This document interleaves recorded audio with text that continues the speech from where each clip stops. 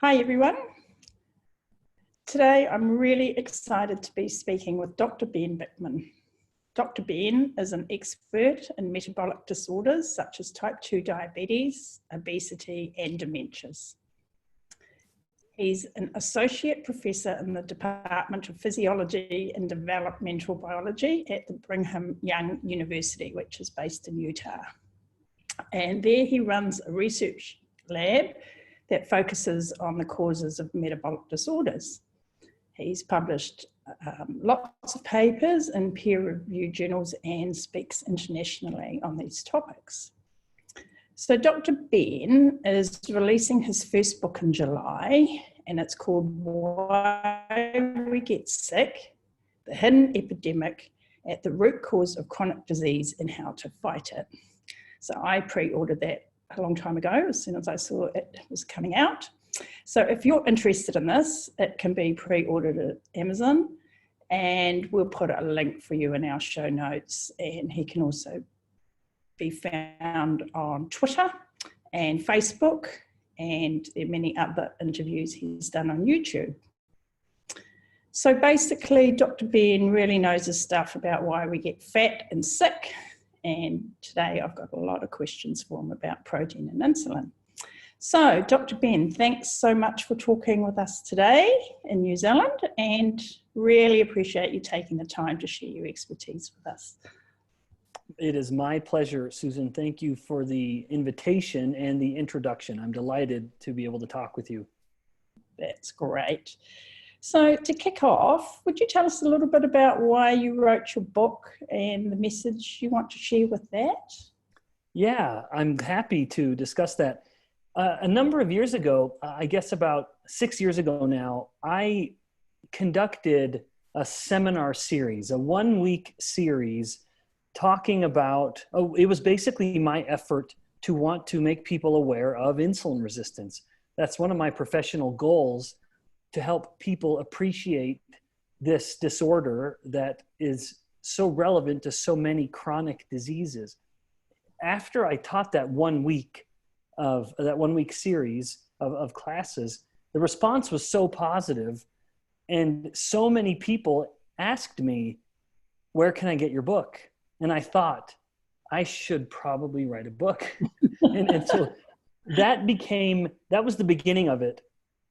And essentially, the book is broken up into 3 parts. What is insulin resistance, and how do we get it? And then why does it matter? So that is basically the section that highlights all of the chronic diseases that stem from insulin resistance. And it's surprising how many. And then the last part of it is the happy ending, and that is what to do about it. So the first 2/3 of the book sort of reads like a horror story. You know, there's this villain and it's killing all of us.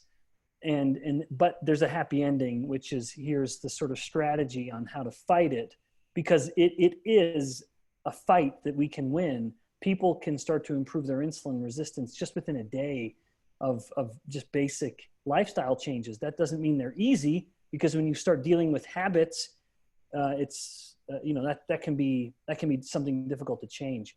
So that's the justification for the book, in sort of my rationale from my experience a number of years ago.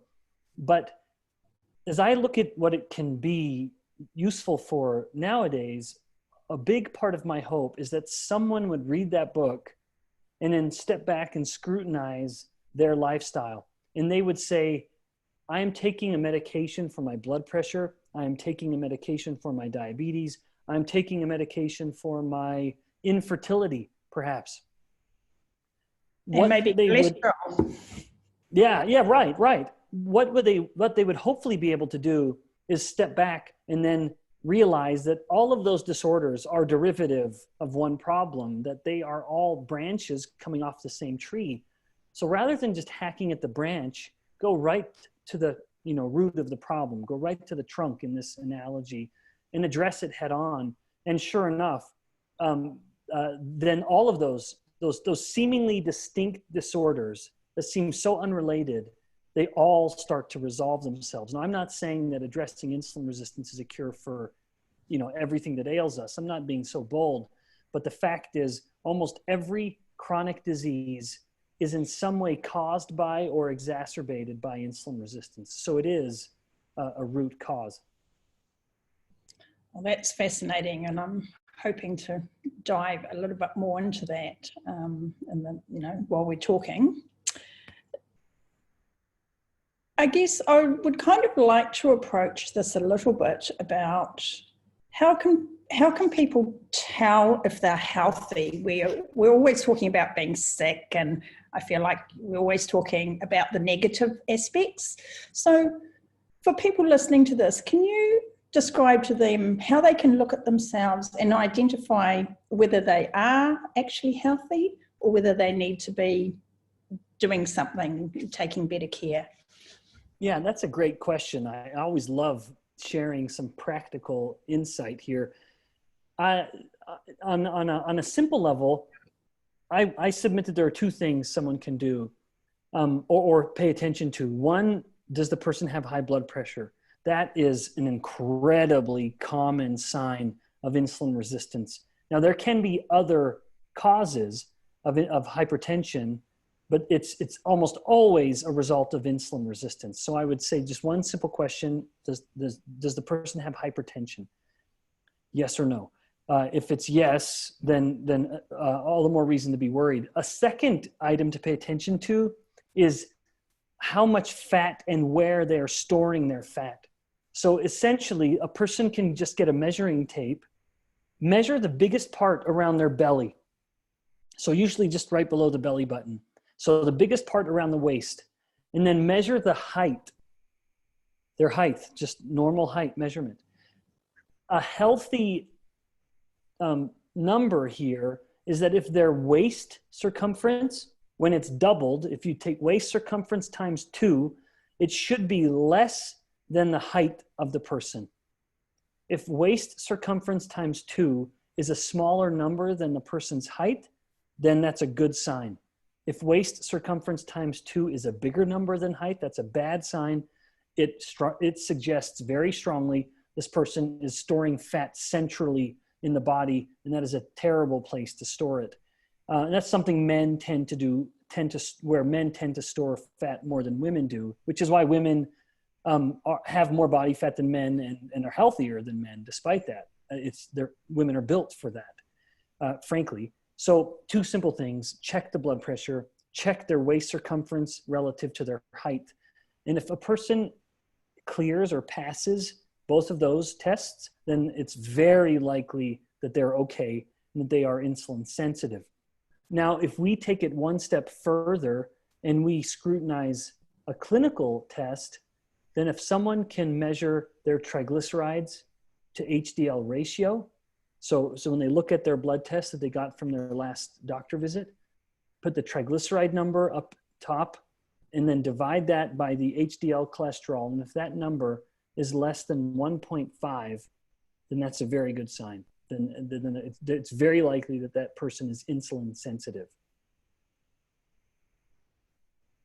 Oh, those are 3 really fantastic little tips, actually. Thank you. And I think most people probably have a lipid panel, so they can go and, check out that ratio. And then, of course, the waist circumference height measurement is an easy one to do. Yep. Excellent. I really do want to get into diabetes a bit and insulin, but you're also an expert in protein, or know an awful lot about protein. And I have been doing a little series of videos about protein and why it's so important. So I wondered if we could touch on that, and then we can move back into the diabetes kind of subject again. So could you just tell us, why protein is important in our diet, and sort of a little bit about how much maybe we should be getting and the best sources of protein? Yeah, I'm happy to talk about that. Protein is essential to almost everything we can imagine in the body. The production of certain hormones are based on proteins. Certain events within a cell, just allowing the cell to do its job. We need proteins. The obvious ones are things like muscle and bone. Muscle is obviously, protein is obviously relevant for muscle. What is less appreciated is the relevance of protein in bone. Bone is this matrix of mineral, which we think of when we think of bone, but also protein. If it weren't for the protein, then the bone wouldn't have any kind of give, any kind of flexibility to it. It would be very hard, it would be very brittle and prone to just breaking very easily. The protein is what lets the bone have a little bit of give. So that's some of the need for protein. And when it comes to amount of protein, the best evidence suggests we want to get about 1 to 1.5 grams of protein per kilogram body weight. So if someone is about 80 kilos and they have a reasonably healthy body fat, and I'll come back to that idea in just a moment. If a person is 80 kilos and they're not too overweight, then they want to be getting 80 to 120 grams of protein per day. Now, if someone is very overweight and they want to lose a certain, if they're 120 kilos, but they want to get down to 80, that's a pretty big shift. Let's say they're 100 kilos and they want to get down to 80 because they know they have too much fat. Well, then base it on that 80, base it on the goal number. So I'll revise what I said earlier, 1 to 1.5 grams per kilogram of ideal body weight. So that's the range, the amount that they want to get per day. And then it is unpopular nowadays, but the most effective, most beneficial sources of protein are animal sources. Whey from dairy and egg whites are the best proteins a human can eat. This is beyond debate. And it's unfortunate that it has become so politicized and polarized that people want to really denigrate animal source protein. It is the best protein a human can eat. Not only is it more available to the human body, and not only does it have the full an ideal mix of amino acids, but it's also very clean.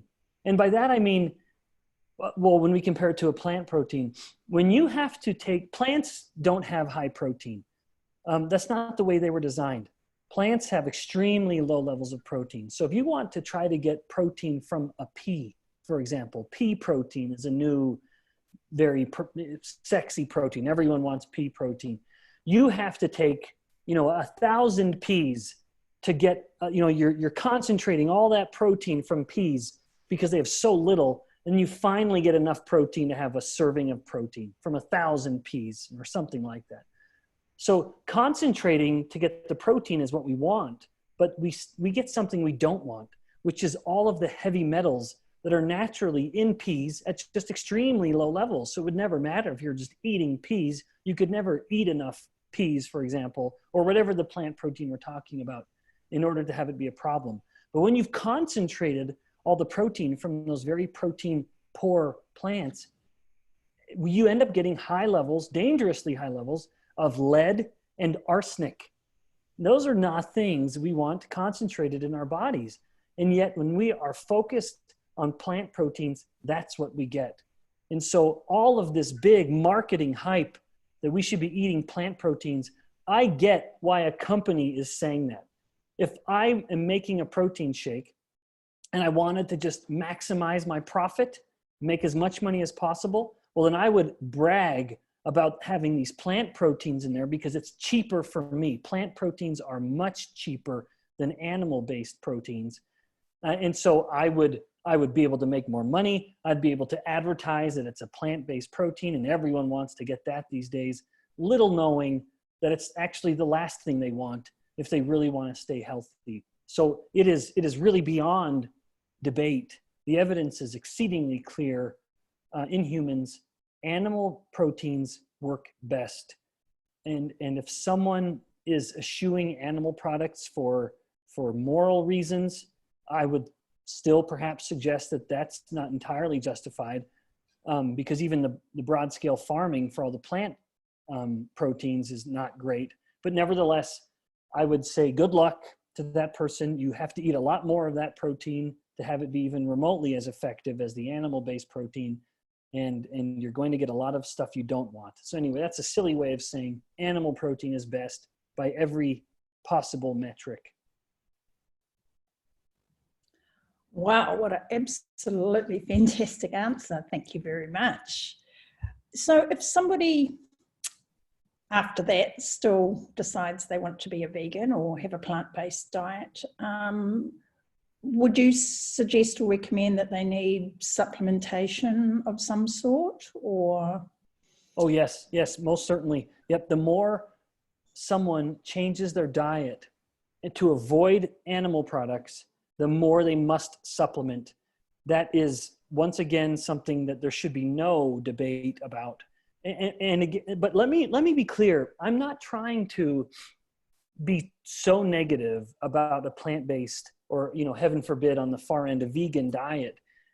If someone, you could take a standard person eating a typical American or even New Zealand diet, and if they switch to a plant-based diet, their insulin resistance would get better, even if we just look at it in the context of insulin resistance. In contrast, you could have someone who just goes purely to a carnivore diet. So these two extremes in diet intervention, they both would experience a benefit with regards to insulin resistance, because what they have in common is this wonderful foundation of avoiding processed foods. If someone just cuts out processed foods, that is an incredibly helpful step in the right direction. But back to my original point, the further someone gets from animal foods, the more they must supplement. There is no getting around it. They will very likely have to be on iron supplements. They must be on vitamin B12 supplements, and they will probably have to be taking omega-3 supplements. And even then, it's laughable that the supplement they get with omega-3, they have to get it from algae. And it's the height of silliness to imagine that our ancestors would have been harvesting algae to try to get omega-3. No, we just ate meat and we got everything we needed. So meat is an evolutionary food. Indeed, although this is as much art as it is science, some of the most compelling evidence of human evolution is that we evolved with our big energy expensive brains because we ate meat. That's something called the expensive tissue hypothesis.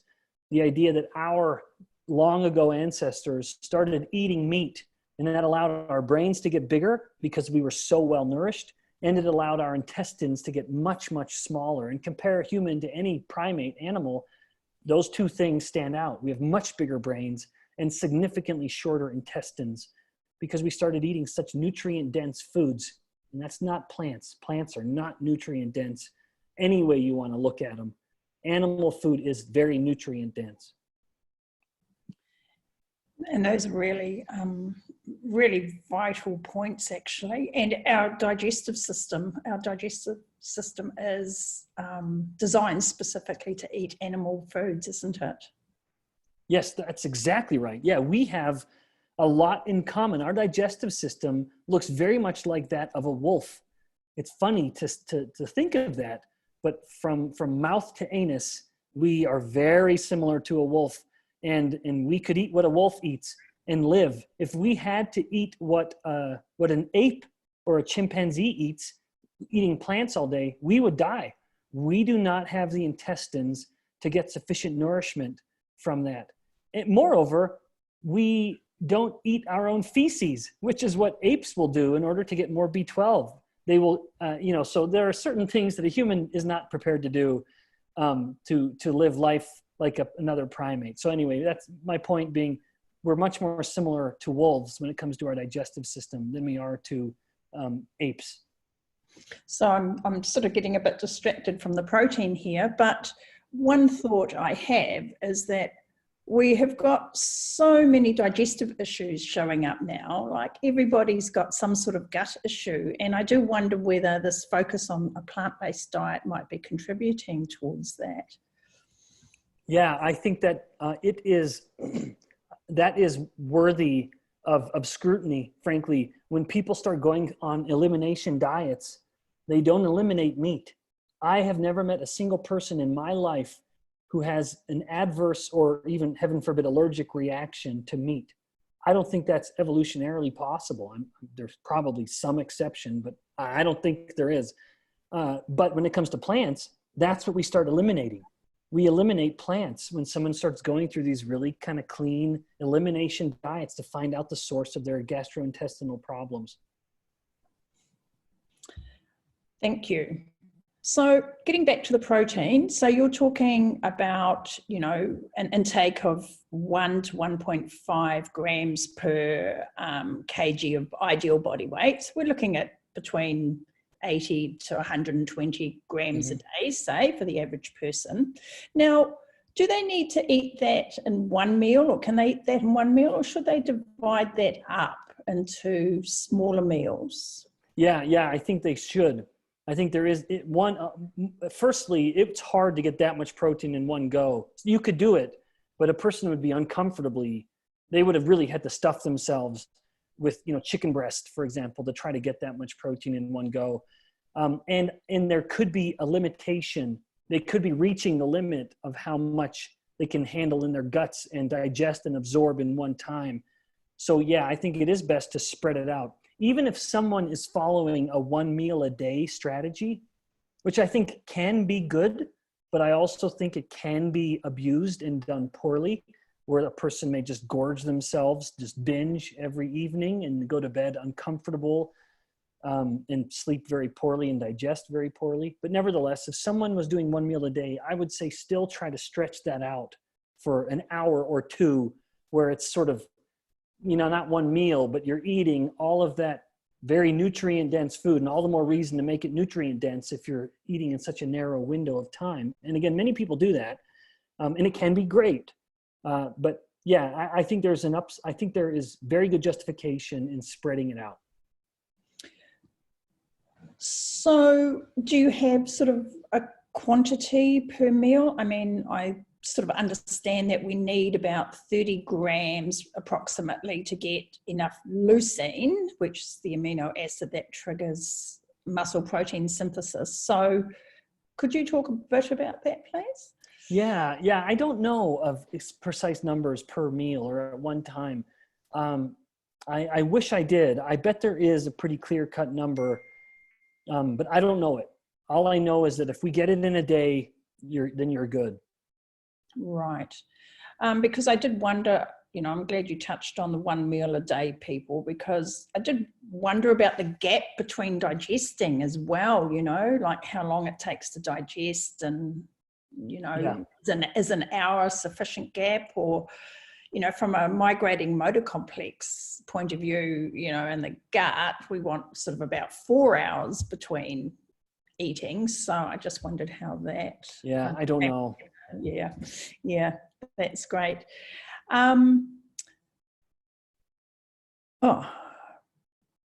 What will my next question be? Do you want to talk about how our protein needs change as we get older? Who needs the most protein? Yeah. Thanks for bringing it up. In fact, I meant to bring that up earlier. Yeah, it's contrary to common belief, we need more as we get older. That is seemingly opposed to what we would typically imagine. We think that I'm older, I'm not as active as I used to be, I don't need as much. And that certainly is relevant, but what is unappreciated is that as we get older, we become increasingly resistant or less able to converting dietary protein into usable protein, like in muscle and bone, for example. But that's really selling protein short insofar as protein does all kinds of things in the body. But we become increasingly resistant to that effect. And so in order to get the same effect, stimulating muscle protein synthesis, which you mentioned earlier, we need more protein to do that as we get older. So as someone's reaching, in their 60s, all the more reason to be on that higher end, closer to the 1.5 than they were, than maybe 20 years ago, and they could have been fine hovering around the 1 gram per kilogram. So they need to be up closer to the 1.5 by the time they're getting into their 60s. And what about children? I mean, my understanding is there's quite a lot of hormonal growth factors, which mean that children will grow even if their protein intake is a bit low. But I do have a lot of parents who will be following this, and they will be wanting, they'll be wanting to know a little bit about what they should be feeding their children. Yeah, that's a delicate topic, heaven knows. And you're right, it is amazing the abuse a little child's body can take, nutritionally speaking, and still grow. It's a testament to just the drive for growth in human development. But yes, we should make no mistake about it. Children need protein for growth and for any number of other things, including the hormones that are facilitating that growth, like growth hormone itself. As the brain is making growth hormone, growth hormone is built on amino acids. It's one of those protein-based or peptide-based hormones, as we call it, a peptide-based hormone. So a child should be getting protein. And I don't know a cutoff for children, but I suspect it's around 1, maybe a little less than 1. Maybe it's closer to the 0.8 grams per kilogram. But I could be wrong. I don't know children as well as I know the science on adults.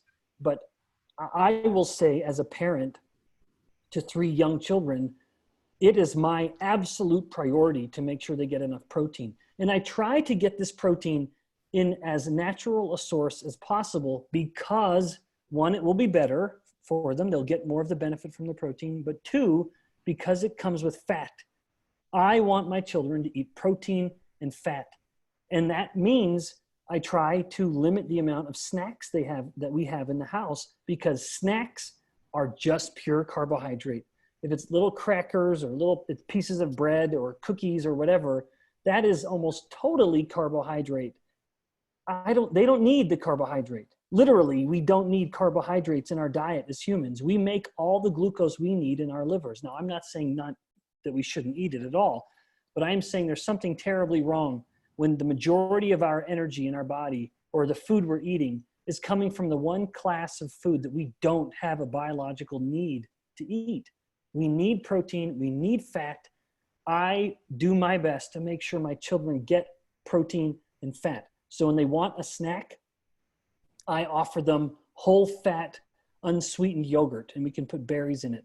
When they want a snack, I offer them cheese sticks or cottage cheese, anything I can that has protein and fat in it, as much as I can shove in their beautiful little faces. That's my philosophy. And so for me as a parent, I'm not counting the grams of protein, and I don't think any parent should need to. It's essentially just let the child decide, because little children have such wonderful control over their appetite. They don't have the same addictions and habits that we do as adults. I'm amazed at my kids. They eat and then they're done. And I would be enjoying the same maybe food, even if it's a delicious food that they are, and I don't want to stop even though I know I'm done. It's just because I'm more addicted to these kinds of foods than them, whatever it may be. But back to my point, protein and fat, let the children eat it. Animal sources will always be better than plant sources. And for me, I try to get them to eat as much as they are comfortable eating. So again, I'm getting a little bit distracted here, but with the kids, we talk about kids being hangry and, having low blood sugar, and, so then parents are constantly like shoving food into their mouths. What are your thoughts about that? Yeah. I'm thrilled you brought that up. Hangry is a real phenomenon, but it has very little to do with genuinely low blood glucose. If someone has a genuinely low blood glucose, that is extremely uncommon. The body defends that glucose and it won't let it get too low. And so I believe much of when someone is feeling agitated when they're hungry, or hangry as we call it, it's because they just don't like being hungry. And that, I think, is a problem. I think it's a plague of our society globally, where we are so used to eating all the time that if we get hungry, if our intestines are empty, we panic. There's a genuine sense of panic in some people. And I've seen it in people I know very well, they will say, oh, I just cannot fast. I get so sick when I fast. And I'm looking at the person who's incredibly overweight, who's telling me that. And I think, no, you can fast. You have hundreds of thousands of calories of energy on your body waiting to be used. You just hate being hungry. People become addicted to that sensation of having something in their guts, even addicted to the sense of being full all the time, which is the worst way to feel. I mean, it's so much better just to feel lean and sort of slim, not having stuffed yourself with food. So hangry is far less a result of genuinely having low blood glucose. Not to say that can't happen, it can. It's just very uncommon. It's far more often a result of someone is just so used, they're so addicted to feeling full all the time that when they actually feel a little hungry, it's just panic.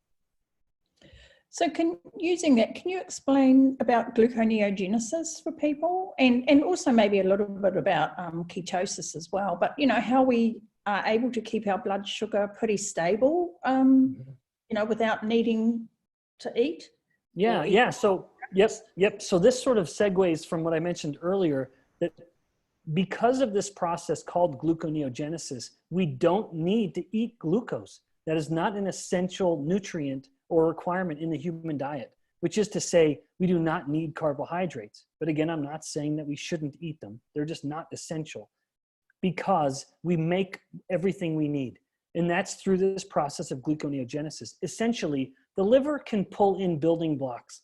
And in fact, the most common one is lactate, interestingly. But regardless, the liver can take in little building blocks and create glucose. And then the liver, the ultimate selfless organ in the body, it shares everything with the rest of the body. It then shares this glucose. So Susan, you and I could decide right now, for the next week, we're going to eat no carbohydrates. We're going to eat nothing but nothing but steak for the next week. Our blood glucose levels would be perfect the entire week, even though we're not eating a single speck of carbohydrate, because our liver would make all we need. Now, interestingly, that process, as so many things are, is totally controlled by the hormone insulin. When insulin is low, that's essentially telling the body, I am not eating. I have not eaten food. Insulin is low, because insulin is the hormone of the fed state, or the having just eaten state. When insulin comes down, then the liver starts making new glucose. So low insulin activates gluconeogenesis. It allows it to happen, I should say. I should say it that way to be more accurate. Low insulin disinhibits. It steps out of the way and allows gluconeogenesis to happen. Interestingly, in order to just make sure blood glucose levels stay normal. But that same state, having low insulin, shifts the body's energy use to be burning fat at a much higher rate. Now, briefly, the body is like a hybrid engine. At any moment, it's using a balance of glucose or fat, and fat, I should say, at various levels. Always both, but when insulin is high, we are very heavily using glucose as our fuel. When insulin is low, we shift, and now almost all of our fuel needs are being met by fat. When fat burning is elevated for a long period of time, not that long, 16 to 20 hours of higher fat burning, in other words, 16 to 20 hours of insulin being low, the body's burning so much fat that the liver starts taking some of that fat, burning it, and turning it into ketones.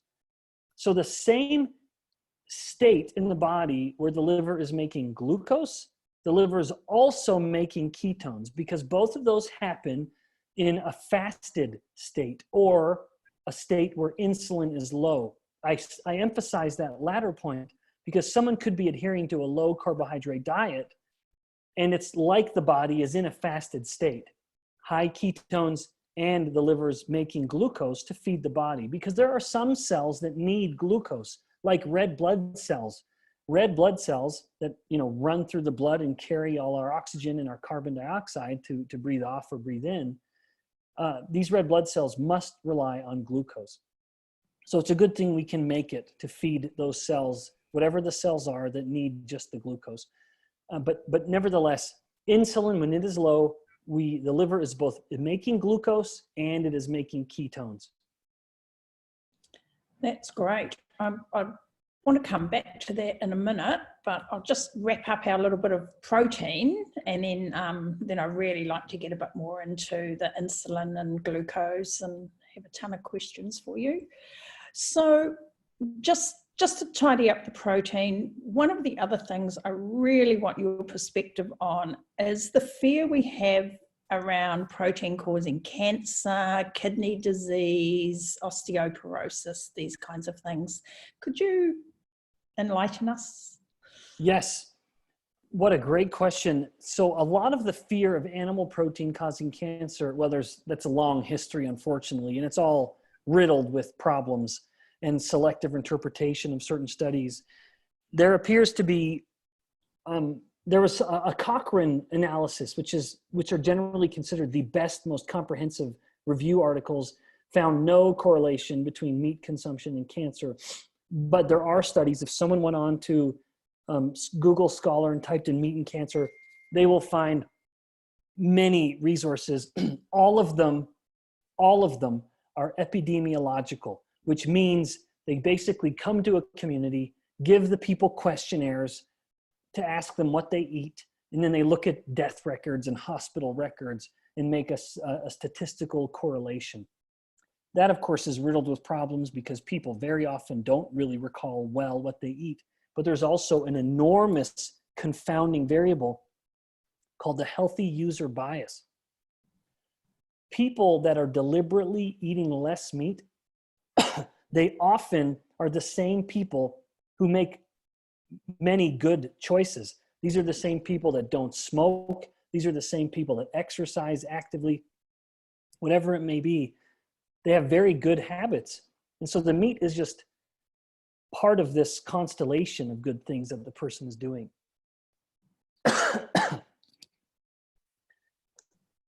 And I don't remember what your next part was, but Susan, hopefully you can edit this out. I've just got to get a drink of water. Absolutely. I'm sorry, just one sec. No worries.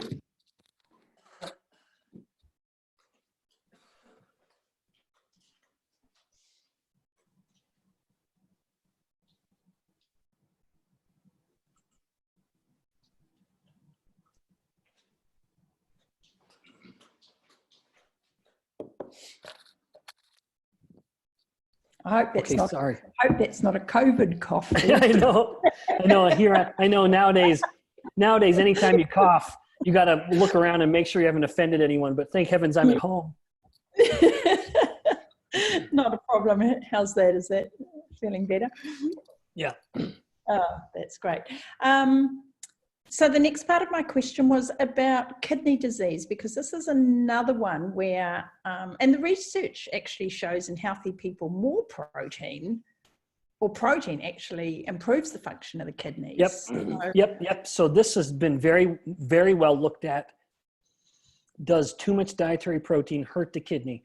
Or in people who have underlying kidney disease, should they avoid protein? And the answer is no. No, it's a resounding no. There's no evidence to support that idea. It is based on this phenomenon that when people have kidney disease, the kidneys are leaking protein. That's part of the disease. But that does not mean that protein in the diet is causing the kidney disease. That is absolutely ridiculous. It is false. And there's no evidence to show that someone should restrict their protein for fear of hurting their kidneys. Excellent. Thanks for clearing up those two little misconceptions. All right, so let's get into insulin and diabetes and pre-diabetes and yeah. So insulin is really the marker that people should be looking at, or at least appreciating when they want to appreciate type 2 diabetes. Unfortunately, historically, we look at type 2 diabetes as a disease of glucose. But let me sort of paint the picture to help people appreciate why that's so terrible. Over the course of the person's life, there's two things that we want to pay attention to: insulin and then glucose, which is the only one people pay attention to. Over the years, what's happening is that a person is becoming increasingly resistant to insulin. So insulin is climbing higher and higher and higher, but it works well enough to keep glucose in check. Eventually, the person becomes so resistant to insulin that now they cannot make enough, that the insulin is no longer controlling their blood glucose. And so now, finally, 10 years later, if not more, after the insulin has been elevated, and we know that can happen at least 10 years. So right here is insulin resistance or prediabetes. High insulin, normal glucose. But then eventually, as I said, the body becomes so resistant to its own insulin that now the glucose starts to climb, and then we detect the problem based on conventional clinical medicine. Importantly, when we are only looking at glucose, we have missed it years, decades potentially, after the problem has actually started. And then we make the problem worse because we only look at the glucose and we're totally ignoring the insulin in the person with prediabetes or type 2 diabetes. We look at the glucose and we think that's the only variable that matters. We just have to lower your glucose. And one way to do that is to push the insulin even higher. And so we take the type 2 diabetic who's often already overweight and sick in other ways like hypertension, and we give them more insulin. We now put them on insulin therapy, or they're taking insulin injections. And then sure enough, by pushing that insulin up even higher, we lower the glucose back to normal. But we know there are some incredibly well done studies. The more aggressively we treat someone with insulin to lower the glucose, it works. They lower the glucose, but their risk of mortality, actually dying, goes up significantly higher. They are 3 times more likely to die from heart disease. They are 2 times more likely to die from cancer. And even if they aren't dying prematurely, which they almost always do, they gain a significant amount of weight because the insulin is, of course, telling all the fat cells to grow, grow, grow, which is one of insulin's many effects. Now, to flip this whole paradigm around, or to go back to the beginning of it, if we looked at insulin, if here are those 2 variables, the insulin and the glucose, if we kept track of the insulin instead of the glucose, or at least in addition to the glucose, now at time point 0, at that early clinical measurement, they're coming in and we run an insulin test from a blood test, and we see the insulin start to climb. Again, this can happen decades before the glucose changes. We detect it significantly sooner.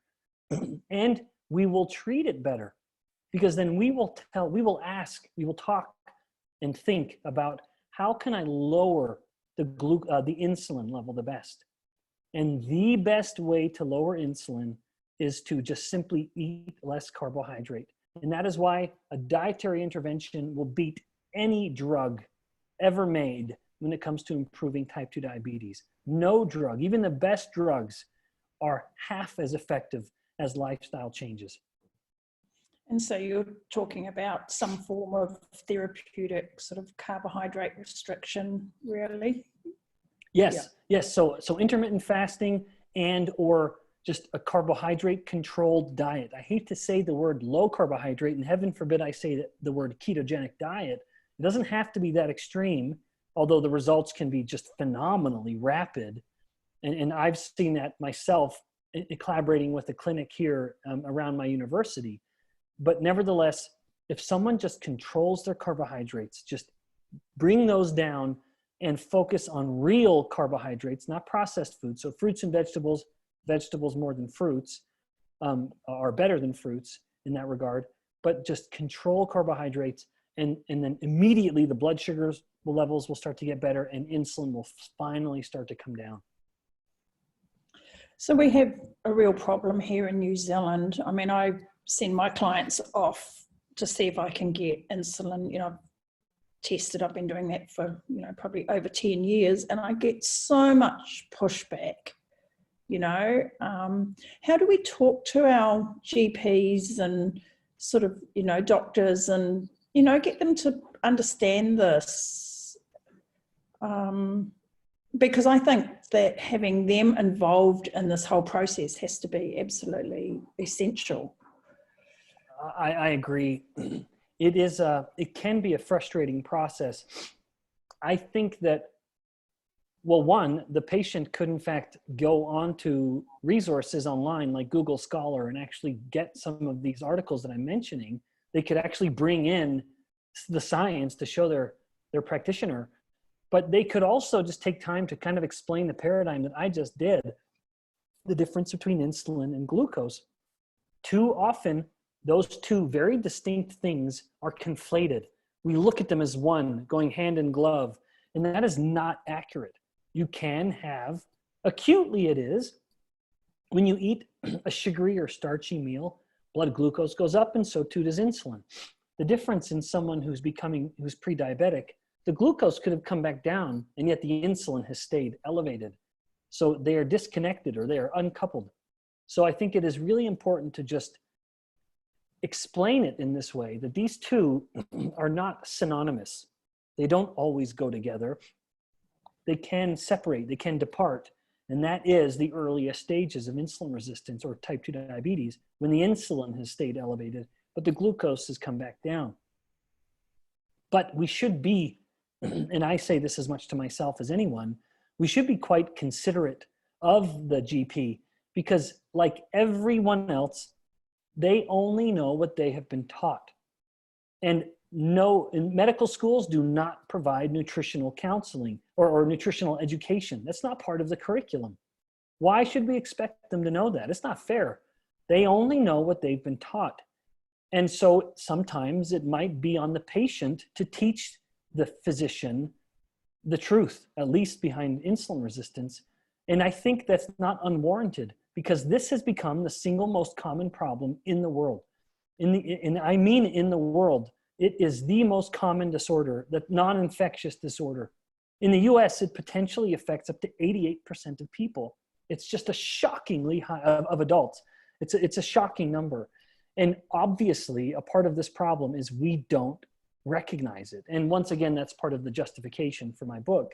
It was to help insulin resistance become a more common part of the conversation. Yeah, that's great. With the measurements, with the testing, what do you think about C-peptide as a test? Is that better than insulin, or? No, it's not. C-peptide is not better than insulin. It's a different marker. C-peptide is actually made with insulin. So when the beta cells of the pancreas release an insulin molecule, they also release a C-peptide molecule. The problem, so you'd think on the surface, that's perfect. It's a perfect match. It's not. C-peptide has a different half-life. In fact, I think it's a significantly longer half-life than insulin is. So in other words, C-peptide can stay around in the blood at much longer levels. And so the levels are going to be totally different, unfortunately. So fasting insulin is good. The best is a dynamic insulin pattern where the person gets their insulin measured at time point 0. Then they drink a glucose solution, a glucose drink. And then they measure their insulin, 30 minutes, 1 hour, 90 minutes. That's the simplest way to do it.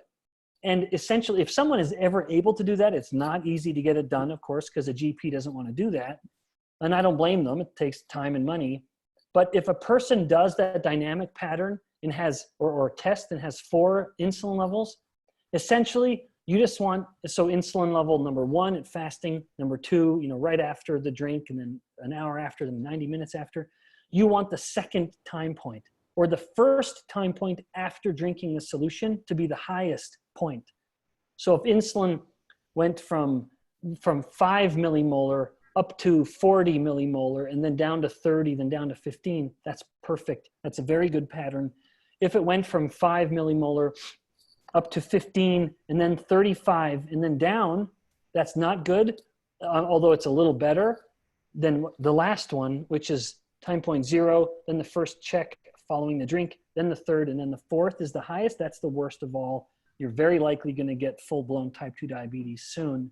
So you can look at the dynamic pattern, but if the person just is able to get their fasting level, which is the best I personally have ever done with myself, you just want it to be 6 Sorry, I was saying micromole. That's not, I meant microunits. I'm sorry, I was totally wrong there. Microunits of insulin. So a person wants it to be 6. I submit a person should seek to have 6 microunits per mil of blood and less. That's a good range for fasting insulin, microunits. So for people who are on sort of like carnivore diets or even ketogenic diets, a lot of them, so they're very low carb, but a lot of them get really concerned about eating protein because it's going to increase their glucose and their insulin response. Do you have any comments about that? Yeah. So when someone starts eating essentially no carbohydrates, they have a very powerful shift in their energy use. And earlier I mentioned the human metabolism like a hybrid engine. This is a person who is in a very high rate of fat burning all the time, which is why they become so lean so quickly, and a very low level of glucose burning.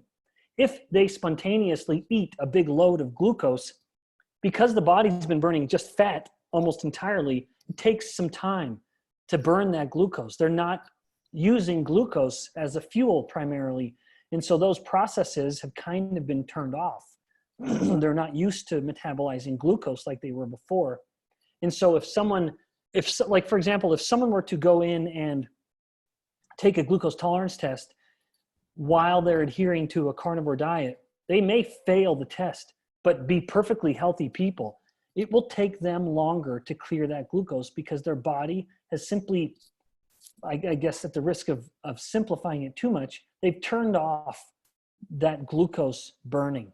They've just turned on fat burning because that's what they're fueling their bodies with. And so it makes sense. The body abhors an inefficiency like everything in nature.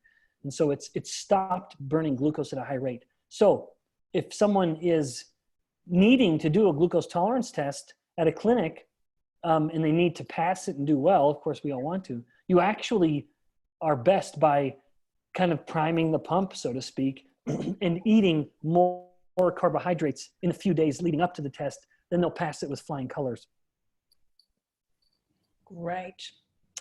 So with the diabetes, pre-diabetes, and so on, do you want to talk about sort of like individual glucose tolerance and about insulin sensitivity or insulin resistance and, you know, sort of the personal fat threshold, how we're all really have such individual responses to these things? Yeah. So we can start that topic with the personal fat threshold. The personal fat threshold is this theory that everyone and everybody has an optimal fat limit. And then once we go beyond that, now we start diving into the realm of insulin resistance.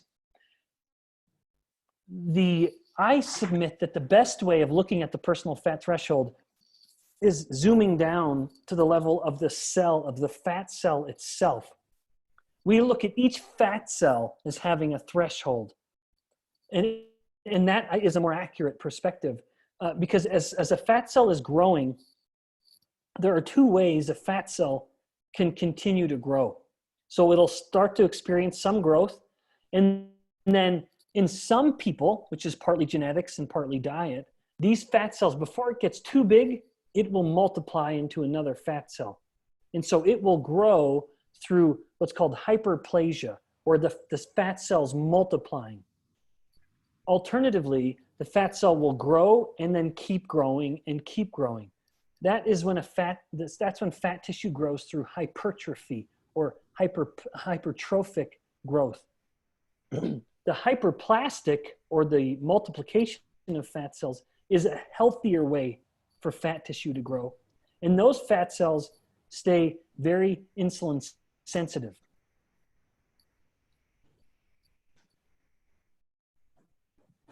Sorry, I just had to go and pop the dog outside. No problem. No problem. In fact, Susan, I'll only have, I don't have a hard deadline at 5 o'clock here, but if we could, about 10 more minutes, that'd be perfect for me. Okay, yeah, my family demands.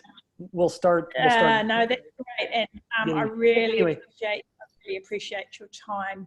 I guess I've got I mean, I think you've covered everything really well. I guess I've got a couple of other questions. A lot of people go on diets like keto or lower carb diets, and they lose a little bit of weight. You know, they might lose 6 kg or sometimes 10 kg, and then they get stuck. Do you have any thoughts about that and what you can do about that? Yeah, I do. Yeah, it's often at the very beginning of on the front end of a ketogenic diet, a person will experience very rapid weight loss. The initial weight loss is because of water loss, and then it is followed up by rapid fat loss. Indeed, it is very effective for fat loss. This has been well documented. When someone starts to slow down, it's typically because they're now reaching this energetic balance of sorts. And let me kind of back up a bit. When someone adheres to a ketogenic diet, their metabolic rate will go up. In fact, it can go up anywhere from 100 to almost 300 calories per day. It is a significant increase in metabolic rate when someone is in ketosis. That immediately provides a bit of a metabolic advantage to the person, where we often tell people, and accurately, when they start a ketogenic diet, don't count your calories. Eat as much as you need, as much as you want. Eat when you're hungry. Don't eat when you're not hungry. Don't worry about calorie number. And that will work for often quite a long time. They can lose weight. I've seen people lose 50 plus pounds, so 30 kg on such a very simple program of not counting a single calorie. Once a person has plateaued and they're still in ketosis, at that point, it could be now of an energetic fight where they are eating too many calories.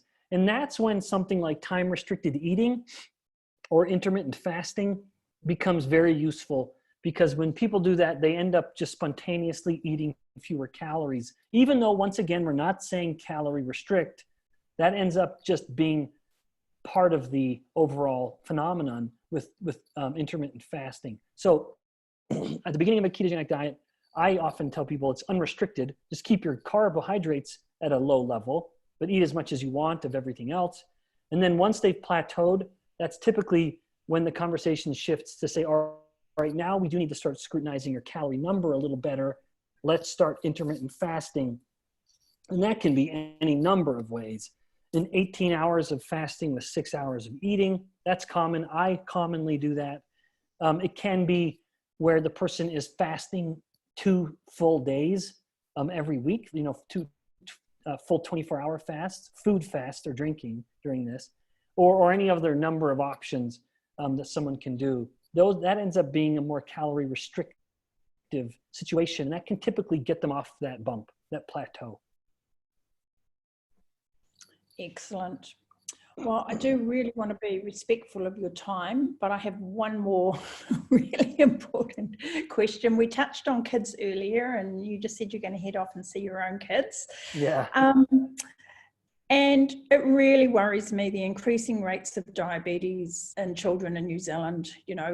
I think we had our first diabetic child or type 2 diabetic child in 1994, and it's increasing at 3 to 5% per year. It's tough being a parent. I've got 4 kids, and 4 grandchildren. You've got 3 children. We know the challenges. What can parents do? How do we get children to shift their eating? Yeah, what a great question. And I say this, I answer this with with what I hope is a balance of affection and sort of tough love, which is, it's all on the parent. And this sounds mean to say, and I don't mean for it to, but if it pricks someone's heart, then hopefully it pricks them in a way to make a change. If someone is looking at their child and the child is very fat or very sick, or heaven forbid, actually diabetic with type 2 diabetes, it is very likely the parent has enabled that. And I hate to say this, and I would hate to think of someone hearing me say that and be very angry and upset. We buy the food. We bring the food into the home. My children do not do their own grocery shopping. And if they have one meal out of I get frustrated when they eat lunch at school. Even when I pack their lunch, when my wife and I pack lunch for them, they will come home having only eaten a small portion of what we hoped they would eat.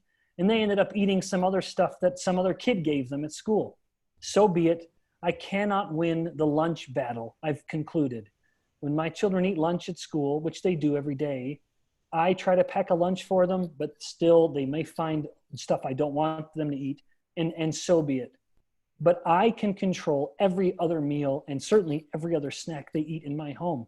So breakfast in my home, and I shouldn't reflect this onto me because I don't want someone to think I'm being judgmental necessarily.